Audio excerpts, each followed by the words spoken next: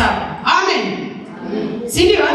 Inakukatisha tamaa. Sasa ikikukatisha tamaa tunaanza kwenda kwenye nini? Kwenye kupuumiza. Sio? Kausha damu. Unakopa, unanikopa mimi, unamlipa Eliza, unatoka hapo unamlipa Mama Dino.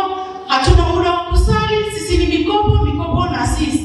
Ni vyema tukaangalia zile taasisi ambazo haziumizi. Si ndio jamani? Wanasema sisi wanawake ni nini? Ni wasaidizi, sio? Wanawake wa Kristo. Sisi Mungu ametupa kazi ya kuwa wasaidizi. Sio? Unajua ukija kwenye mfumo wa kidunia, msaidizi ni mtu mwenye nguvu. Kwa sababu kama yule ambaye mkubwa ana nguvu, sisi tunasaidia nini? Tuna kitu cha kusaidia? Tunamsaidia mtu ambaye yuko weak. Mtu ambaye ni dhaifu ndo anasaidiwa. Amen. Sasa katika kuwasaidia tuwe makini kwa sababu Mungu